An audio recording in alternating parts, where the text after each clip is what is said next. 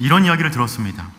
어떤 사람이 도토리를 먹는데 그 사람은 늘 그 가운데 가장 못생긴 것을 먼저 먹었습니다.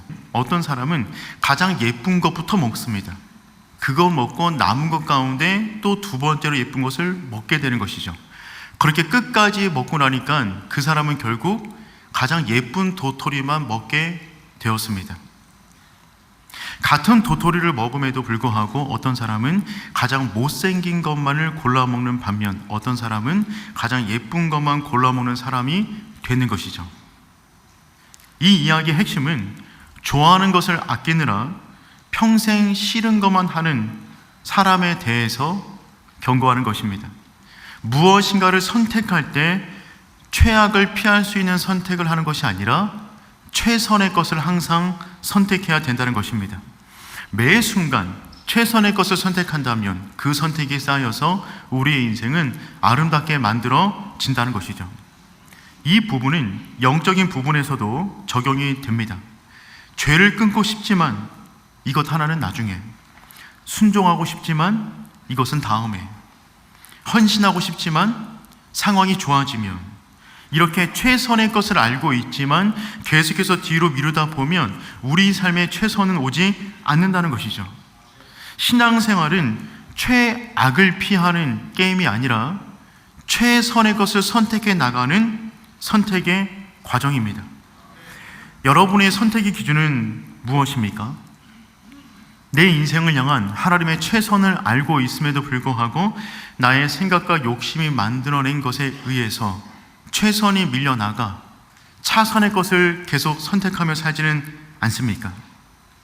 우리 인생의 진정한 변화를 원한다면, 우리 인생 가운데 다가온 영적 전쟁을 끝내기를 원한다면 항상 하나님이 원하시는 최선의 것을 선택할 수 있기를 축복합니다. 끝까지 최선의 것만을 선택하며 나가는 것입니다. 액체인 물이 100도에서 기체로 변화되기 위해서는 100도까지 가야 됩니다. 98도에서도 변화는 없습니다. 그대로 액체입니다. 그런데 2도가 더해져서 100도가 되었을 때 액체가 기체로 변하는 질적 변화를 맞이하게 되는 것이죠. 하나님의 말씀 가운데 순종할 때 우리 인생 가운데 진짜 변화를 원한다면 끝까지 순종해야 되는 줄 믿습니다. 부족한 믿음으로는 우리 삶의 빈 공간을 채울 수가 없습니다. 하나님께서 원하시는 그 순종의 자리까지 나아가는 우리 모두가 될 수 있기를 축복합니다. 우리는 지난주에 여호수아 11장 상반절에 있는 내용을 가지고 전쟁을 끝내는 믿음에 대해서 함께 나누었습니다. 우리 23절 말씀 한번 읽어보겠습니다. 이와 같이 여호수아가 여호와께서 모세에게 말씀하신 대로 이스라엘 지파의 구분을 따라 기업으로 주매 그 땅의 전쟁이 그쳤더라. 아멘. 그 땅의 전쟁이 그쳤더라. 얼마나 감격스러운 선포입니까? 하나님의 은혜로 넘실거리는 요단강을 가르고 맨 땅처럼 밟아서 그 땅 안에 들어와 벌어진 모든 전쟁에 대해서 승리를 거두었어요. 그 마지막 총 결론이 무엇이냐면 그 땅의 전쟁이 그쳤더라. 그런데 생각해보면 전쟁을 그치는 방법은 여러 가지가 있습니다. 첫 번째는 완전한 승리입니다. 완벽하게 승리를 거두면 더 이상 싸울 적이 없습니다. 전쟁이 그치게 되겠죠. 두 번째 방법도 있습니다. 패배하면 그칩니다. 내가 더 이상 싸울 힘이 없고 완전히 지게 되면 전쟁은 멈추는 것입니다. 세 번째, 적당히 타협하면 전쟁은 멈춥니다. 이 정도 피해를 서로 봤으니 그만 이 정도 선에서 멈추자라고 타협을 하면 그 땅의 전쟁이 그치는 것입니다. 그렇다면 본문에서 말하고 있는 그 땅의 전쟁이 그쳤더라라고 하는 내용은 1번부터 3번까지 몇 번일까요? 그 답은 설교 마지막에 말씀드리겠습니다. 오늘 우리는 이 주어진 본문을 통해서 우리 인생까지 주어진 모든 전쟁을 어떻게 끝낼 수 있을 것인가, 그 부분을 나눠보도록 하겠습니다. 첫 번째입니다. 삶의 모든 영역에서 전쟁을 끝내야 합니다. 삶의 모든 영역에서 전쟁을 끝내야 합니다. 여호수아는 북방 연합군과의 전쟁을 벌임에 있어서 그들의 대장이었던 하솔왕 야빈만 이기고 멈추지 않았어요. 그들 끝까지 따라가 그 모든 자들을 죽였습니다. 그래서 이스라엘 백성이 점령한 그 경계를 갖다가 16절과 17절은 다음처럼 기록해 놓았습니다. 우리 한번 읽어보겠습니다. 여호수아가 이같이 그 온 땅 곧 산지와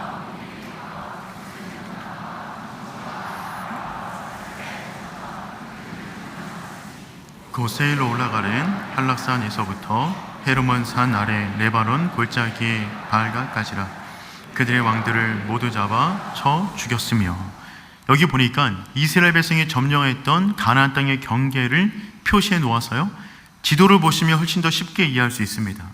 남쪽 경계는 네겝에서부터 시작이 되어집니다. 네겝은 광야라는 뜻입니다. 남쪽의 광야 지역부터 북쪽의 이스라엘의 산지와 평지까지, 그리고 동쪽의 아라바 계곡에서부터 이 서쪽으로 또한 평지까지 전체를 점령하게 된 것입니다. 이것을 거리로 말하면 남북이 한 240km고요 동서로 80km 정도 됩니다. 이 땅 안에 있는 다양한 땅의 영역들이 있었는데, 오늘 성경을 보면 평지, 산지, 광야, 골짜기 모든 것을 점령했다라고 표시하고 있습니다. 그러니 이 땅은 점령하기 어려운 곳이었어요. 그 땅에 수많은 골짜기가 있고 광야도 있고 산지도 있었습니다. 더군다나 이 가나안 땅 가운데 여러 족속의 왕들이 있었는데 그 왕들이 31명이었습니다. 그래서 여호수아 12장 24절은 다음처럼 기록해 놓았어요. 하반절에 보니까 모두 31왕이었더라. 여호수아서를 보면 우리가 전쟁이 빨리 끝난 것 같지만 실은 쉬운 전쟁이 아니었습니다. 성경은 전쟁의 역사를 중심으로 기록한 책이 아니기 때문에 성경의 전쟁사를 기록할 때는 구속사에 필요한 내용만 기록해 놓습니다. 그래서 짧게 끝난 것이지 실은 굉장히 힘들고 험한 전쟁이었어요. 무려 7년 반 동안 31명의 왕들과 싸워 이겼던 전쟁이 되는 겁니다. 오늘 본문은 우리가 싸워 이길 수 있다, 좌절하지 마라, 포기하지 마라 라는 권면의 말씀으로 기록이 되어져 있어요. 그러니 사랑하는 성도 여러분, 포기하지 마십시오. 여러분의 인생 가운데 주어진 모든 시간과 공간 속에서 오직 하나님과 함께 승리할 수 있기를 축복합니다. 하나님은 이것이 가능함을 알려주기 위해서 하나의 부족을 강조해서 기록해 놓으셨어요. 우리 21절 말씀 한번 읽어보겠습니다. 그때에 여호수아가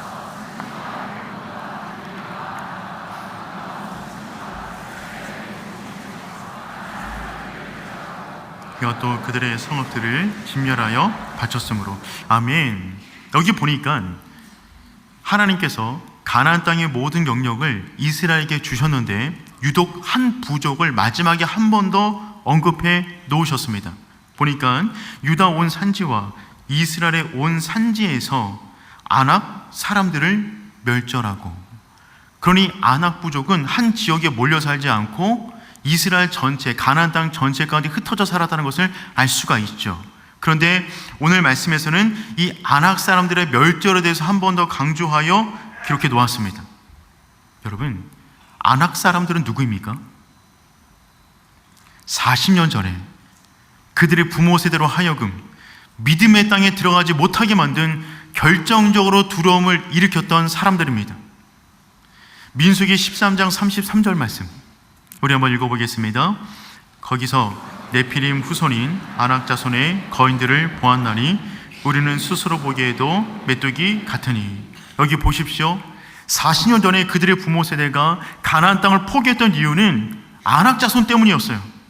그들이 너무 큰 겁니다. 너무 크니까 그들이 보기에 우리는 메뚜기 같을 것이다 라는 두려움에 짓눌린 것입니다. 그들의 부모 세대가 아낙 자손 때문에 두려움 때문에 그 땅을 포기했고 광야를 거치는 동안에 자녀들에게 그 얘기를 하지 않았겠어요? 그 땅에는 아낙 자손이 있다. 그러니 이 두려움은 대를 이어 넘어온 두려움이었어요. 이 아낙 자손이 평지에도 산지에도 광야에도 골짜기에도 있었습니다. 그들은 흩어져 있었어요. 실제적인 그 땅의 왕노릇하는 족속들이었습니다. 그런데 성경은 오늘 본문 가운데 전쟁을 마무리 지으면서 아낙 자손을 다시 한번 언급하고 있죠. 이유는 무엇일까요? 아낙 자손이라 할지라도 너희가 대를 이어 부모 세대가 자녀 세대에게 건네주었던 삶의 두려움이라 할지라도 하나님 안에서 반드시 승리하게 된다는 것입니다. 여러분, 이것을 믿을 수 있기를 축복합니다. 우리 인생까지 아낙 자손이 있을 수 있어요. 그 앞에 서게 되면 작아지는 부분이 있습니다. 사람들마다 그 주제는 다를 수 있겠죠. 그런데 그 아낙 자손이 누구든지 간에 하나님과 함께하면 그들 역시 이기게 되는 줄 믿습니다. 죄를 지은 인간의 감정의 기본값은 두려움이에요. 인간의 감정의 가장 기본값은 두려움입니다. 그래서 사람은요, 모든 상황 속에서 두려워할 수 있는 탁월한 은사를 가지고 있어요. 심지어는 가장 행복한 순간에도 두렵습니다. 어떤 분이 이렇게 말씀하시더라고요. 요즘 너무 행복해서 두렵습니다. 두려움은 인간이 갖고 있는 기본값이에요.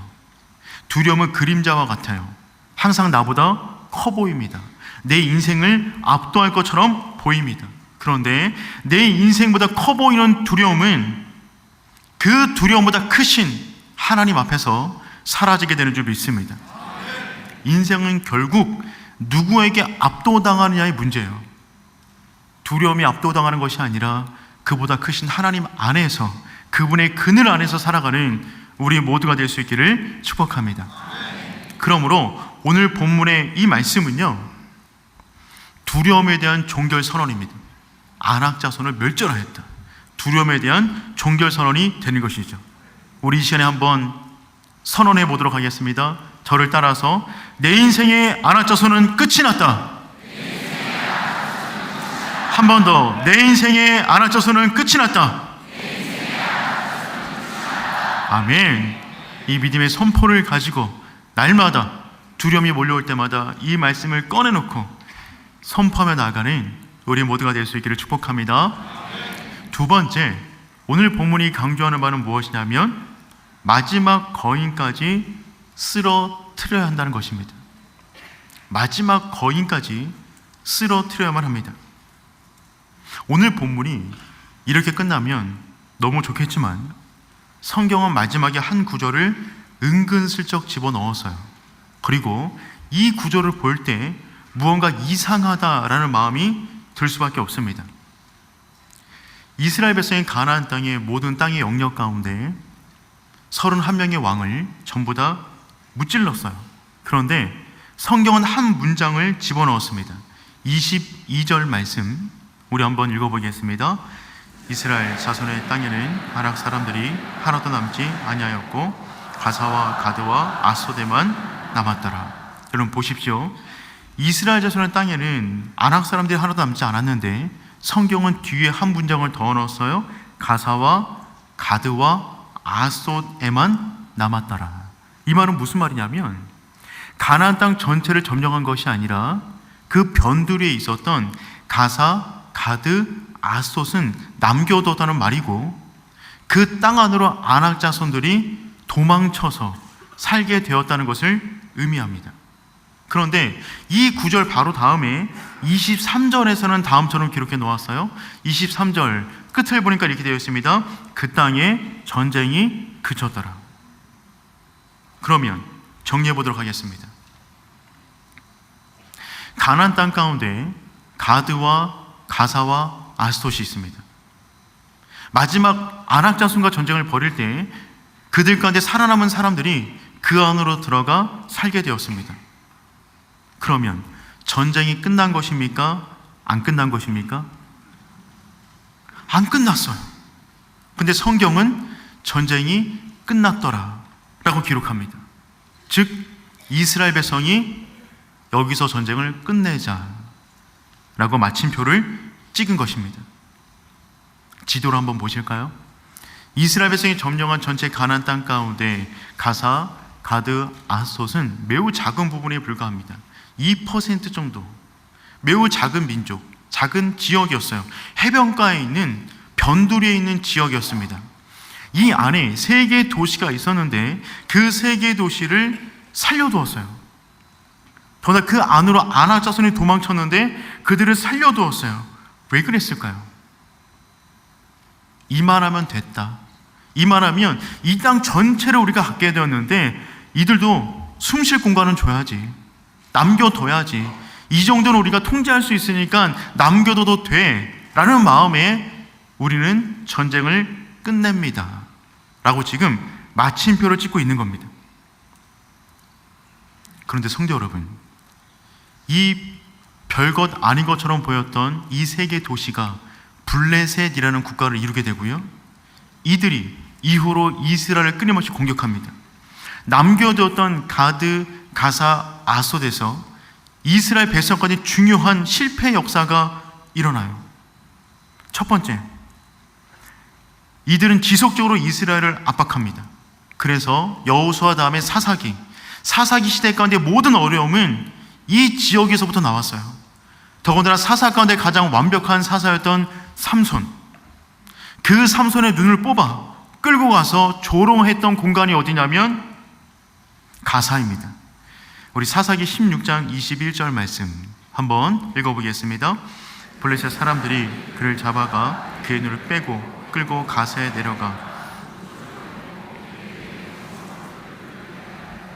여러분 보십시오. 얼마 안 되는 그 족속을 남겨두었더니 그 땅 가운데 가장 위대한 사사였던 삼손이 끌려가 눈이 뽑히고 사슬에 묶여서 맷돌을 갈며 조롱받는 위치 가운데 떨어지게 된 것입니다. 두 번째, 언약궤가 그 땅으로 빼앗기게 돼요. 사무엘상 4장을 보시면 블레셋과 이스라엘은 대전쟁을 벌이는데 그 전쟁 가운데 이스라엘이 패합니다. 그냥 패한 것이 아니라 언약궤를 빼앗겼어요. 근데 그 언약궤가 어디에 보관되었냐면 아솥에 있는 다곤 신전 안으로 가져갑니다. 사무엘상 5장 1절과 2절 말씀 우리 한번 읽어보겠습니다. 블레셋 사람들이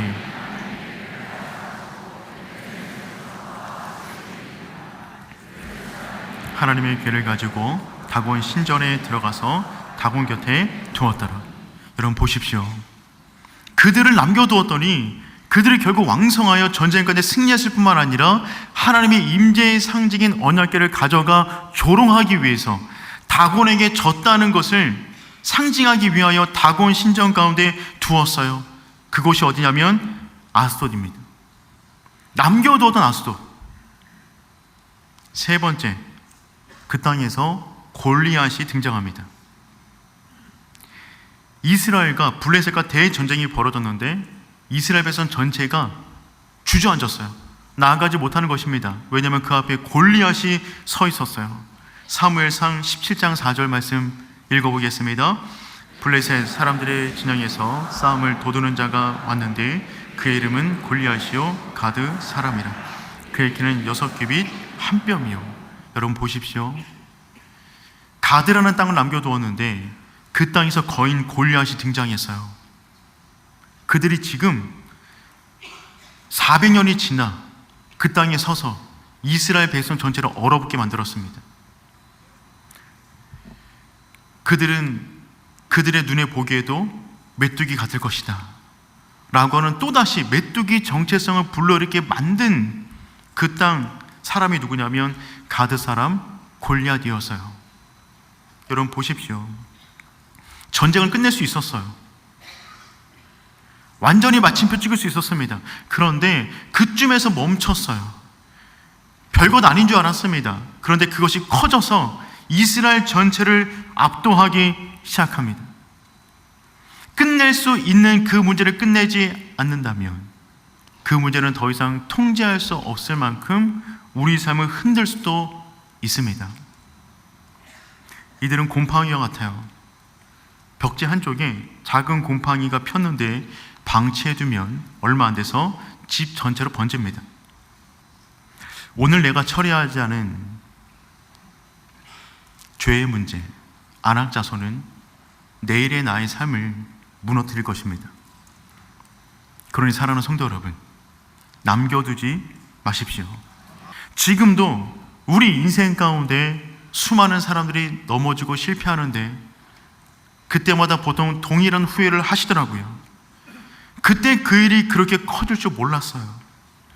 그때 그 한 번의 선택이 내 인생을 이렇게 흔들 줄 몰랐습니다. 그 한 번의 타협, 한 번의 거짓말, 한 번의 방심이 내 인생 전체를 짓누를 줄 몰랐어요. 그러니 사랑하는 성도 여러분, 해결할 수 있을 때 해결할 수 있기를 축복합니다. 우리 인생에 남겨둔 땅들이 있다면 그 모든 영역에 대하여 전쟁을 선포하고 그 땅을 복음으로 물들일 수 있기를 축복해요. 하나님은 사실 가나안 땅에 들어가기 전부터 이와 같은 사실을 경고하셨어요. 민수기 33장 55절 말씀 우리 한번 읽어보겠습니다. 너희가 만일 그 땅의 원주민들을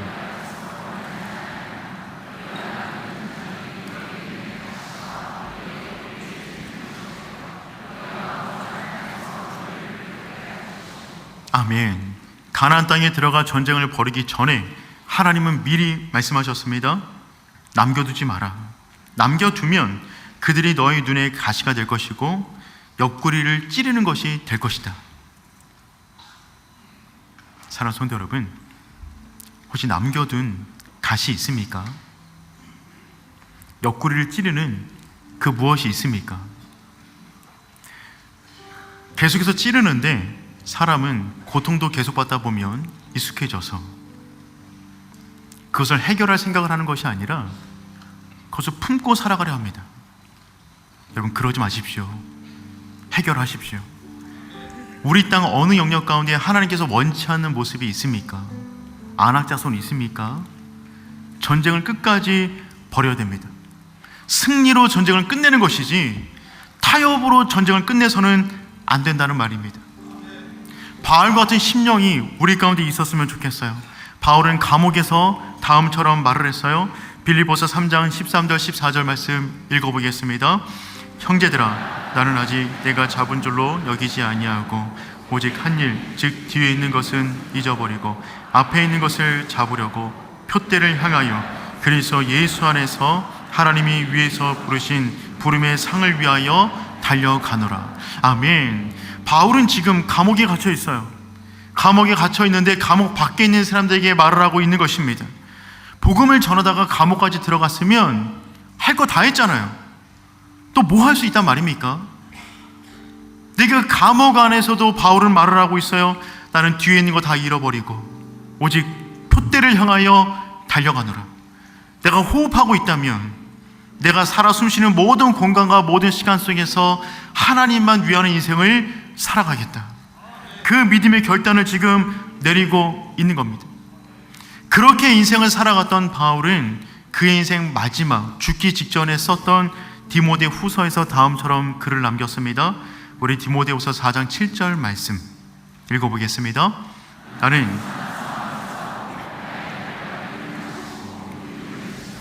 아멘. 너무 멋지지 않나요? 바울의 가장 마지막 인생의 시기를 통과하면서 남겼던 디모데후서 4장 7절 말씀. 나는 싸움을 다 싸웠습니다. 달려갈 길을 마쳤습니다. 믿음을 지켰습니다. 이 세 마디 고백이 우리가 이 땅에서 마지막 호흡할 때 고백할 수 있는 동일한 고백이 되었으면 좋겠습니다. 끝까지 싸우는 겁니다. 달려갈 길을 다 가는 것입니다. 98%의 크리스찬 100명보다 100%의 크리스찬 한 명이 하나님의 나라를 이루어가는 거예요. 우리가 스스로 부족하지만 그 부족한 가운데 매몰되는 것이 아니라 그 빈 공간을 하나님의 능력과 성령과 말씀으로 채워 싸우기를 멈추지 않는 하나님의 사람 될 수 있기를 축복합니다.